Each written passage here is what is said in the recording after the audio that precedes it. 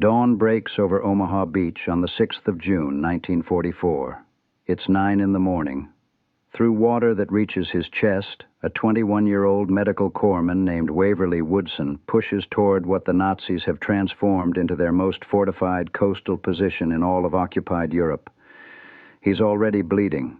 Shrapnel has ripped through his body, his thigh torn open, his back shredded, his buttocks lacerated. The soldier who stood beside him moments ago is now a corpse. The landing vessel that carried them is nothing but twisted wreckage. Logic would demand he seek help. Common sense would tell any wounded man to find shelter and wait for rescue. Waverly Woodson chooses a different path. He seizes his medical kit and sprints toward the anguished cries of dying men. What follows is 30 consecutive hours of the most extraordinary medical heroism in American military history. Bleeding from his own catastrophic injuries, he will rescue over 200 soldiers from death. He'll saw off mangled limbs on the open battlefield. He'll drag drowning men from the violent surf. He'll perform emergency surgeries while enemy machine guns spray the sand around him. And when exhaustion and blood loss finally force his body to surrender, when he collapses after a day and a half of non-stop life-saving work, his own government will offer him precisely nothing in return. No Medal of Honor, no Distinguished Service Cross, not even an official acknowledgment that he'd set foot on that blood-soaked beach. What you're about to hear is the account of a hero America chose to forget, a man who demonstrated that bravery transcends the color of your skin, even if the recognition for that bravery apparently does not. To grasp the magnitude of what Waverly Woodson accomplished that day, we need to understand the man he was before combat ever found him. Philadelphia, Pennsylvania, August 3rd, 1922. That's when Waverly Bernard Woodson, Jr. entered the world. His childhood unfolded in a working-class corner of the city, where his father earned their family's living by delivering mail through the neighborhood streets. In school, Waverly stood out immediately, the kind of sharp-driven student that teachers and neighbors instinctively recognized as bound for significance. After completing his studies at Overbrook High School, he secured admission to Lincoln University in Oxford, Pennsylvania.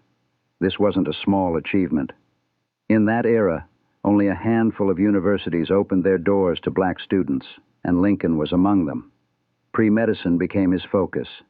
His ambition burned clear and bright: become a physician, heal the sick, change lives for the better. Then December 7th, 1941 arrived and rewrote everything. Pearl Harbor ignited something in millions of young Americans, Waverly Woodson among them. The pull to serve his country became irresistible. But while his white peers might have viewed military service through the lens of adventure and honor, Woodson walked in with his eyes wide open. He knew exactly what awaited him. The year was 1942. America had committed itself to crushing fascism abroad while simultaneously maintaining rigid racial segregation at home. The armed forces themselves operated under Jim Crow. Black servicemen assigned to segregated units, typically pushed into support duties, rarely trusted with combat roles where they might prove their capabilities. Woodson absorbed all of this reality. He enlisted anyway. December 15th, 1942. Halfway through his sophomore year at university, Waverly Woodson and his younger brother Eugene walked through the doors of an Army recruitment center and signed their names. Their motivation was crystal clear. They wanted to fight evil. Nazi Germany represented an existential threat to the entire planet, and they were prepared to die stopping it, even though their own nation refused to treat them as equals. What happened next exposes everything you need to know about America in 1942. Woodson sat for the Officer Candidate School Aptitude Examination, the test that identified future military leaders. His results came back exceptional. In any merit-based system, scores like his would have launched him directly into officer training and eventually earned him a commission. But the Army maintained quotas limiting black officers, and even the few who made it through faced an absurd regulation. They could never command white soldiers, regardless of rank differences. Woodson passed the exam. He qualified for Officer Candidate School in anti-aircraft artillery. He became one of only 2 African Americans accepted into the program. Then, just as he neared completion, devastating news arrived. No positions existed for him in the Coast Artillery Corps, not because he lacked talent, not because he'd failed any requirement, simply because of his skin color. The Army desperately needed officers. Woodson had proven himself qualified, but he was black. So instead of leading troops, he was rerouted into combat medic training. This reassignment wasn't the crushing blow it might appear. Woodson still held on to his fundamental dream, helping people, preserving life. If he couldn't heal as a doctor, he'd heal as a combat medic. And that's how he found himself assigned to the 320th Barrage Balloon Battalion, training at Camp Tyson in Paris, Tennessee. The 320th Barrage Balloon Battalion occupied a unique space in the American military machine. It was one of just 4 all-black barrage balloon units being trained at Camp Tyson. But to understand their mission, you first need to understand what barrage balloons actually were. Picture massive hydrogen-filled balloons, roughly 35 feet long, anchored to the ground by steel cables and floating at altitudes reaching 2,000 feet. Their purpose was purely defensive. When enemy aircraft attempted to strafe or bomb positions on the ground, they'd be forced to climb higher to avoid these cables, which would throw off their accuracy and expose them to anti-aircraft gunners below. Some balloons were even rigged with small explosive charges on their cables. If an enemy plane collided with one, the resulting blast could cripple or destroy the aircraft entirely. It sounds straightforward in theory. In practice, operating these balloons demanded extraordinary technical skill. The men had to master inflating them with highly volatile hydrogen gas without generating a single spark that could trigger a catastrophic explosion.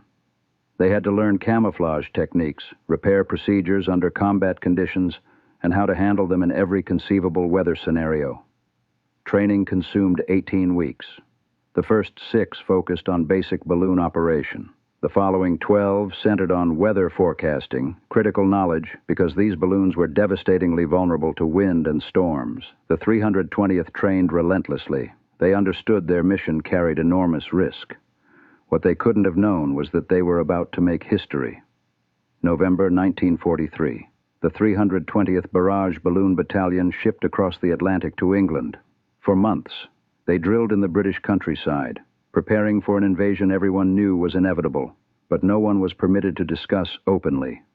The men of the 320th faced discrimination even on foreign soil, though they discovered that British civilians treated them with far more warmth than many white American soldiers did. Some white American officers actually attempted to enforce segregation inside British pubs and towns. The British largely dismissed these orders as nonsense. The 320th pressed on with their training. They sharpened their techniques. They readied themselves for what would become the largest amphibious assault in human history. Then early June 1944 brought their orders. The 320th Barrage Balloon Battalion would hit the beaches in the first wave, Omaha and Utah both. They would be the only African-American combat unit storming those beaches on D-Day itself. This was unprecedented. Revolutionary even. In a military that routinely relegated black soldiers to driving supply trucks and loading cargo, the 320th would be landing shoulder to shoulder with white infantry during the invasion's opening hours. Their mission was critical.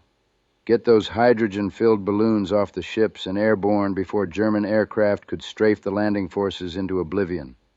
621 men from the battalion would participate in the assault. 5 medics would land in the first wave. Waverly Woodson was one of them. June 5th, 1944. As night falls, Waverly Woodson boards landing craft tank 856. The English Channel is savage. Waves hammer the sides of the vessel. All around him, men empty their stomachs, overcome by seasickness. Woodson feels the nausea clawing at him too, but he forces his mind onto his responsibilities. He runs through his medical supplies one more time. Bandages, morphine, sulfa powder, plasma, tourniquets, surgical instruments. Everything a combat medic might need to keep men alive under fire. As the craft pushes toward the French coastline through pre-dawn blackness, German coastal defenses erupt. Artillery shells scream through the air overhead. Machine gun fire stitches patterns across the water. Then, somewhere in the darkness, landing craft tank 856 detonates a mine. The explosion is catastrophic. The vessel loses all power. As it drifts helplessly toward shore, pushed by tide and current, a German 88mm shell finds its mark. The shell obliterates the man standing next to Woodson. Shrapnel tears through the landing craft like a swarm of metal hornets. Woodson feels searing pain explode across his body. Shrapnel has ripped into his groin, carved through his inner thigh, shredded his buttocks, torn open his back. Blood pours from his wounds. For a moment, Woodson genuinely believes he's dying. The pain overwhelms everything. The landing craft continues its powerless drift toward the beach while German guns systematically tear it apart. Of the 26 Navy personnel on board, only one will survive. The Germans methodically slaughter the crew, raking the entire upper deck with machine gun fire. Then the mortar shells begin. Waverly Woodson lies wounded, bleeding, possibly dying. He hasn't even reached the beach yet. Around 9:30 in the morning, the landing craft finally grinds onto Omaha Beach. Woodson forces his body to move. Every step detonates fresh agony through his frame, but he understands that staying in this destroyed vessel means certain death. He grabs his medical bag and stumbles into the surf. The water runs red with blood. Bodies float everywhere. Wounded men shriek for help. German machine guns continue their deadly work from the bluffs above, kicking up geysers of water and sand. This moment will define the rest of Waverly Woodson's life. He's wounded. He's bleeding. He's in shock. Any rational person would seek treatment, find cover, focus on survival. Instead, Woodson surveys the carnage surrounding him and makes his choice. He's going to do his job. He's going to save lives. His own wounds don't matter. He runs up the beach, moving from soldier to soldier, evaluating injuries, applying tourniquets, administering morphine, stopping hemorrhages. The Germans keep firing. Mortar shells detonate around him. Bullets snap past. Woodson ignores all of it. He works with mechanical precision, triaging the most severe wounds first, then moving to the next patient, saving lives one at a time. Then something happens that defies comprehension, even amid the chaos of D-Day. 4 men are drowning in the surf, pulled under by their equipment and the undertow. Their desperate screams for help barely rise above the cacophony of gunfire and explosions. Waverly Woodson, already wounded and bleeding, runs back into the water. Machine gun fire rakes the surf. Woodson doesn't hesitate. He reaches the first man, cuts away his equipment, drags him to shore. Then he goes back. He pulls out a second man, then a third, then a fourth. Each time he risks everything. Each time German guns try to kill him. Each time he succeeds. The exact count of men he rescued from drowning remains debated. Sources vary between 3 and 4. But what cannot be disputed is this. Waverly Woodson ran directly into machine gun fire to pull drowning soldiers from the sea, while he himself bled from multiple shrapnel wounds. This transcends courage. This is something beyond courage. This is a man so utterly committed to his mission, so laser-focused on preserving life, that his own survival became irrelevant. As the morning grinds forward, Woodson establishes a makeshift aid station inside a crater carved out by German artillery. It offers minimal protection, but it's better than nothing. Wounded men begin crawling toward his position or being carried there by their comrades. Woodson works without pause. He applies pressure bandages to sucking chest wounds. He administers plasma to soldiers slipping into shock. He splints shattered bones. He cleans and dresses horrific burns. And then, in perhaps his most extraordinary act of all, he performs an amputation under fire. A soldier has been hit by mortar shrapnel. His right foot dangles by mere threads of tissue and bone. The man is hemorrhaging rapidly. Without immediate intervention, he'll bleed out within minutes. Woodson has no surgical team, no operating room, no anesthesia beyond morphine, just his medical training, his instruments, and his determination. He completes the amputation. The soldier's life is likely saved. All while German artillery continues pounding the beach. All while machine gun fire continues raking the sand. All while his own wounds bleed and his own strength drains away. For 30 hours, Waverly Woodson works. Other medics collapse from exhaustion. Woodson keeps going. His bandages become saturated with his own blood. He changes them and keeps going. His hands tremble from blood loss and fatigue. He steadies them and keeps going. Men die despite his best efforts. He closes their eyes and moves to the next patient. He treats more than 200 wounded soldiers across those 30 hours. White soldiers, black soldiers, officers, enlisted men, Americans, British. He never asks about race or rank. He asks only, "Where are you hurt? How can I help?" Finally, after 30 consecutive hours of work, Waverly Woodson's body surrenders. He collapses from blood loss, exhaustion, and shock. Other medics, recognizing what he's accomplished, immediately begin treating him. They bandage his wounds properly. They give him plasma. They prepare him for evacuation. When the doctors examine him, they're astonished he remained conscious at all, much less functional for so long. They recommend him for evacuation to England and then home. His war, they insist, is over. He's done more than enough. But Waverly Woodson has different ideas. He recovers in England. His wounds heal. And then he does something that reveals the core of his character. He requests to return to his unit. The doctors try to talk him out of it. He's earned his ticket home. He's proven his courage beyond any shadow of doubt. But Woodson remains adamant. His unit is still in France. His brothers are still fighting. He belongs with them. The Army, perhaps embarrassed by his insistence, or simply recognizing they can't stop him, grants his request. For 140 days, the 320th operated across France. They protected bridges, supply depots, and headquarters from German air assault. Their balloons flew continuously, day and night, forcing Luftwaffe pilots to climb higher, transforming them into easier targets for Allied anti-aircraft gunners. The unit performed brilliantly. General Dwight Eisenhower himself praised their contribution. The Supreme Allied Commander noted that the 320th had demonstrated the same courage and professionalism as any unit operating in the European theater. At Utah Beach, 175 balloons went airborne within hours of the landing. At Omaha, conditions proved far more difficult, but the 320th still managed to deploy 40 balloons under fire.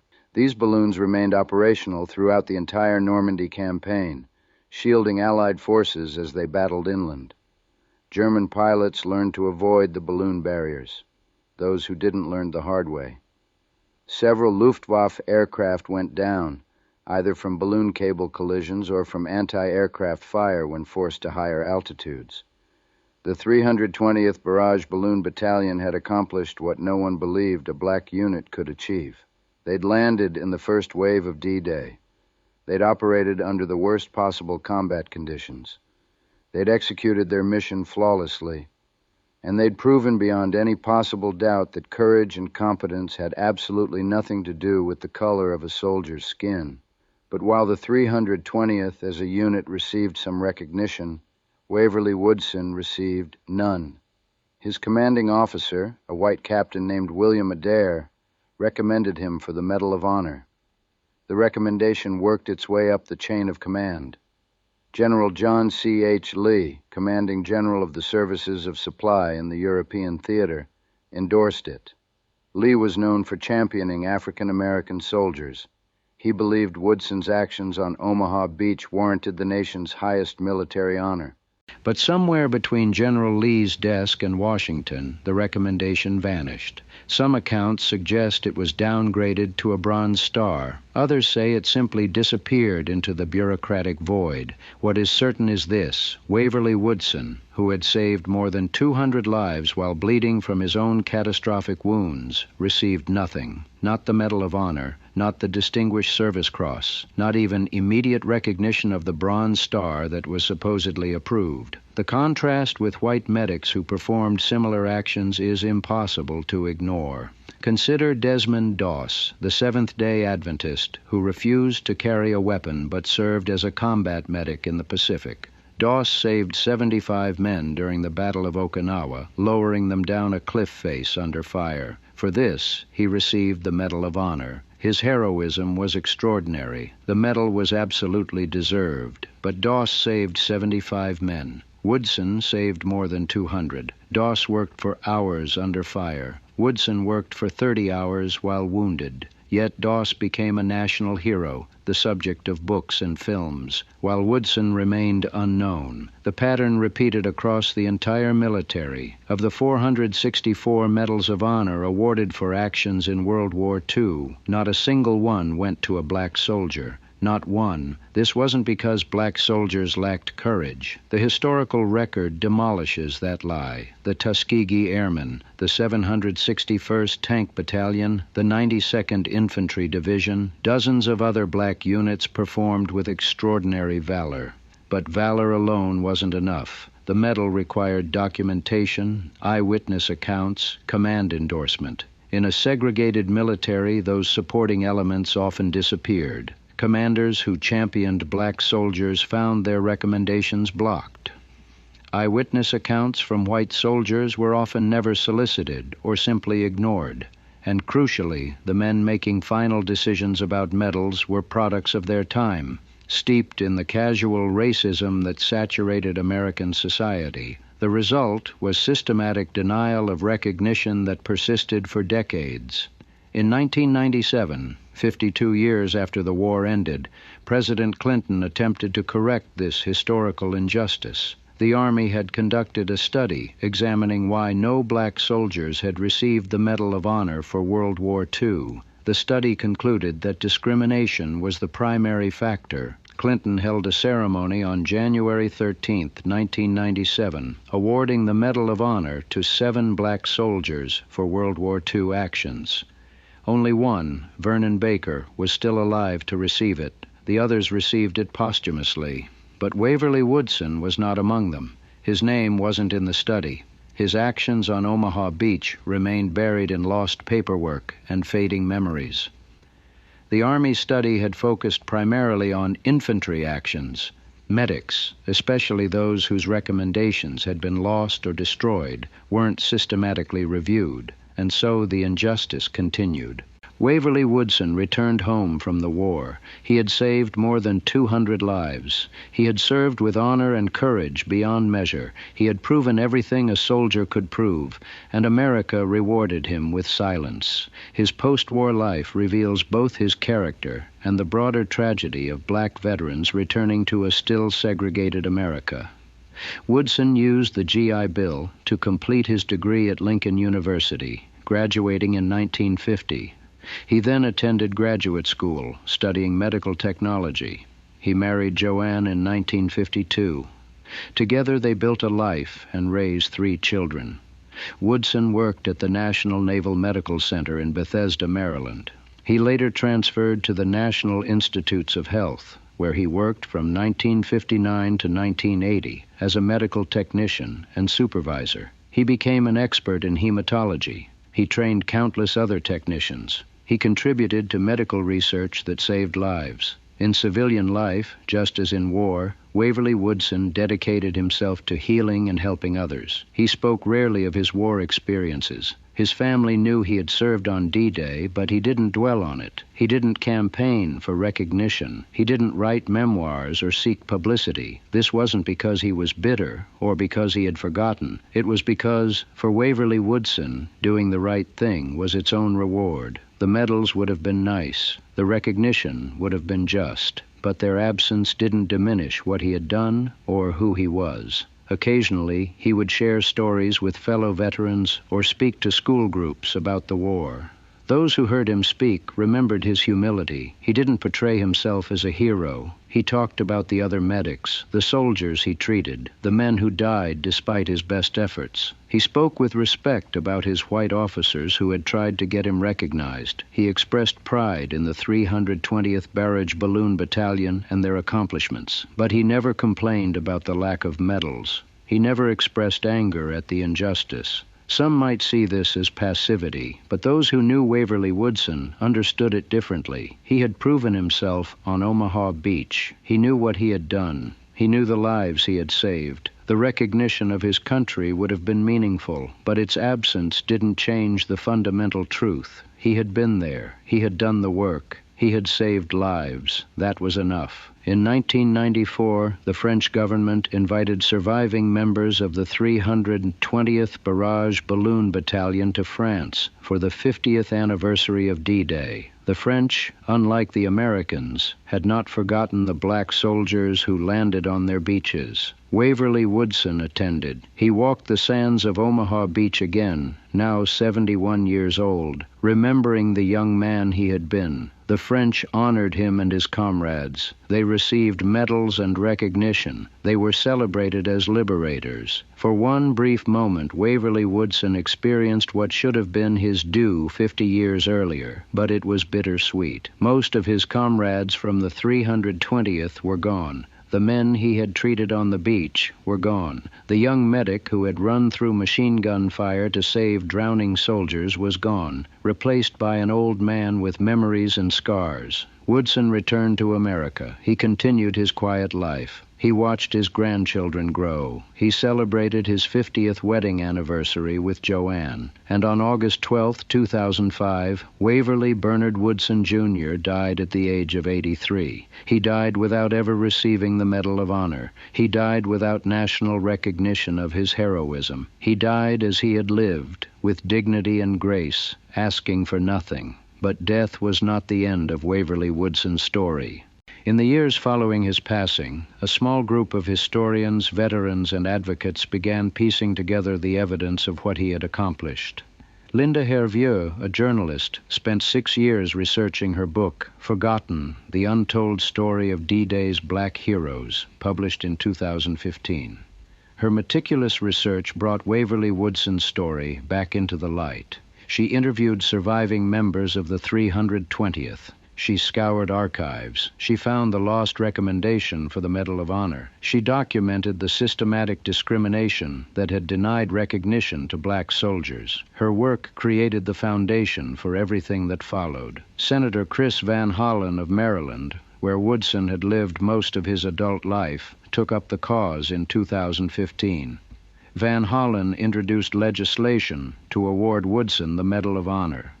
The bill gained bipartisan support. Military historians testified to Woodson's heroism. Veterans organizations endorsed it. But the bill faced a bureaucratic obstacle that seemed insurmountable. The Medal of Honor requires extensive documentation, eyewitness accounts, after-action reports, command endorsements, medical records. For Waverly Woodson, much of this documentation was missing.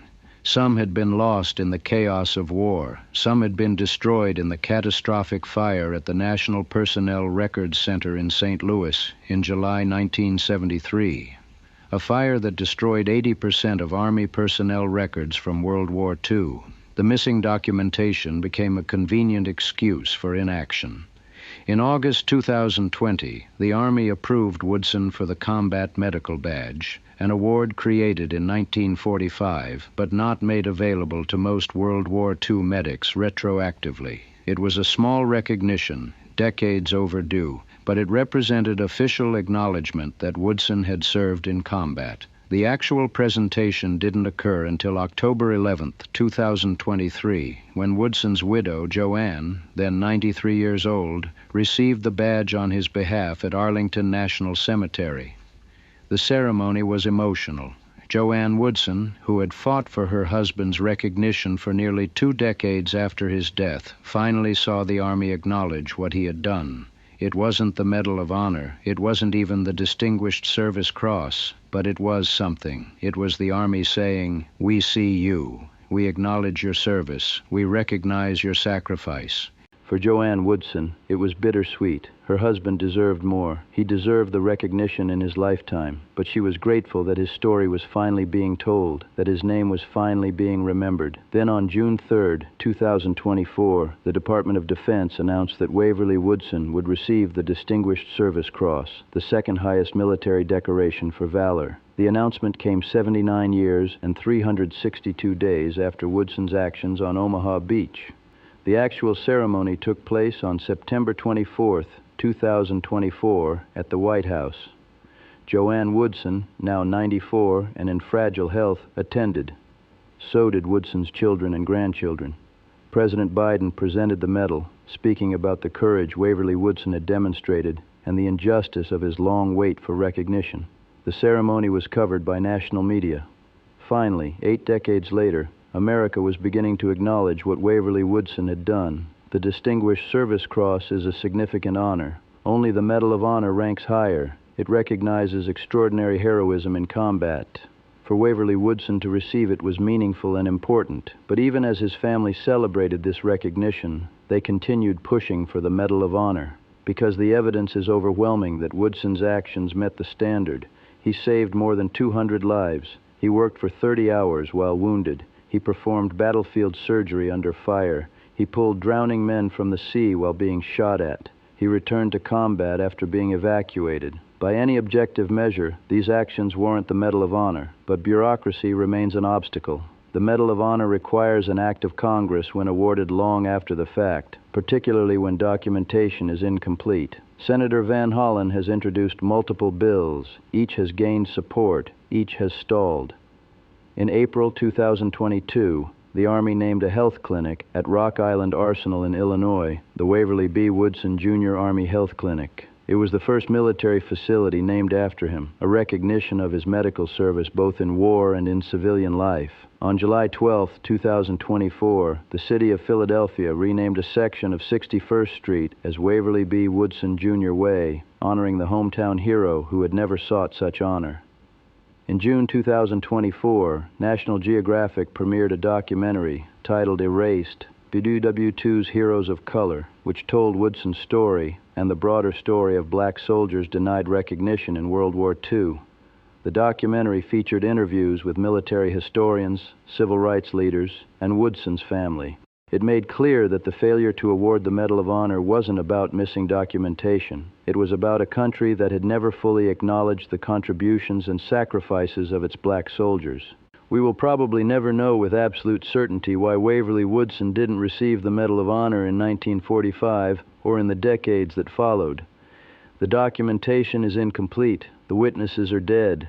The commanders who made the decisions are long gone. But we can draw reasonable conclusions from the broader pattern of discrimination. 0 black soldiers received the Medal of Honor for World War II until 1997, and even then the study that led to those awards missed Woodson's case entirely. The barriers were systematic. Recommendations from black units were scrutinized more harshly. Eyewitness testimony from black soldiers carried less weight. White commanders who advocated for black soldiers often saw their recommendations downgraded or blocked, and the final decision-makers operated within a culture that simply didn't see black heroism as equal to white heroism. The result was systematic denial of recognition that lasted generations. Even now, with overwhelming evidence, with bipartisan political support, with military historians and generals all agreeing Woodson deserves the Medal of Honor, bureaucratic requirements for documentation that was destroyed in a fire continue to present obstacles. If this case involved anything other than race, would the outcome have been different? The answer is self-evident. Yet Waverly Woodson's story also reveals something transcendent about human character. On Omaha Beach, in that crater that served as his aid station, bleeding from his own wounds and working under fire, he treated every soldier who came to him without regard to race or rank. White soldiers, black soldiers, officers, enlisted men, Americans, British. He asked only, "Where are you hurt and how can I help?" That is the true measure of heroism, not the medals or recognition, but the simple act of helping another human being in need, regardless of personal cost. The white soldiers Woodson saved went home to their families and lived their lives. Many probably never knew their medic was black, or never thought about it. And that is exactly how it should be. In that moment, on that beach, the only thing that mattered was humanity itself. Woodson understood this instinctively, which is why he never became bitter and never campaigned for recognition. He knew what he had done was right, medals or no medals. This understanding points to the most important lesson of Waverly Woodson's story, the lesson about character and what it means to be truly heroic. When that shell hit his landing craft and shrapnel tore through his body, Woodson could have stayed down and no one would have blamed him. Instead, he got up, grabbed his medical bag, and went to work. When the pain became unbearable after hours of continuous labor, he could have stopped and passed his duties to another medic. Instead, he kept going. When he saw men drowning in surf raked by machine gun fire, he could have stayed on the beach, and no one would have called him a coward.